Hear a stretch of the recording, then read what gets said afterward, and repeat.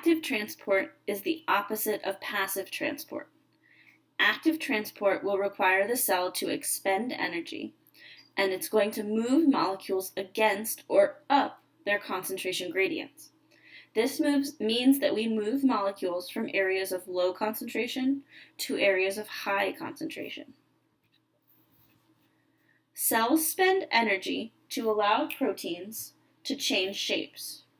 When the protein changes shape, it allows molecules to move against their concentration gradient.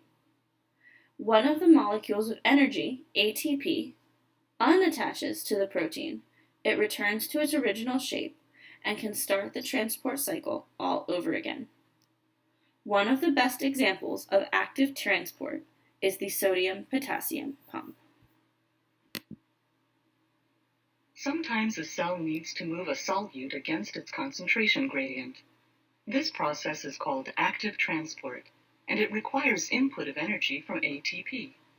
For instance, most animal cells need to expel sodium ions, Na+, and take in potassium ions, K+, both against their concentration gradients. Here is how the sodium-potassium pump works. Sodium ions bind to a transport protein. ATP transfers a phosphate group to the protein, providing the energy that causes the protein to change shape and push the sodium ions across the membrane, where they are released outside the cell. Potassium ions now bind to the transport protein, and the phosphate group is released. This causes the protein to return to its original shape, releasing the potassium ions inside the cell. The transport protein is now ready to repeat the process.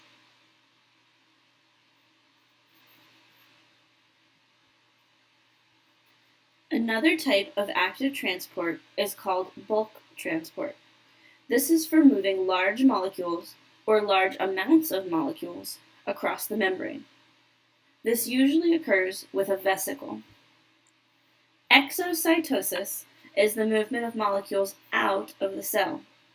The picture on the top right shows a vesicle binding with the plasma membrane and releasing its contents out of the cell. The word exo means outside, and cyto means cell, so it moves things outside of the cell. Endocytosis is the opposite. Endo means inside, so this is a way of moving things into the cell. Let's look at two different types of endocytosis. Phagocytosis is called cellular eating.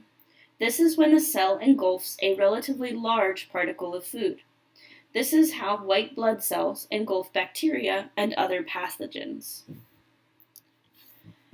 Receptor-mediated endocytosis is used to bring large quantities of a specific molecule into the cell. In the picture on the bottom right, the cell is trying to import the purple triangles. The purple triangles bind to receptors on the outside of the cell membrane, and once enough of them bind, the cell forms a vesicle to bring them inside. This is how your cells take up cholesterol. Cells that are unable to do this would not take cholesterol in, and it would build up in the arteries and contribute to heart disease.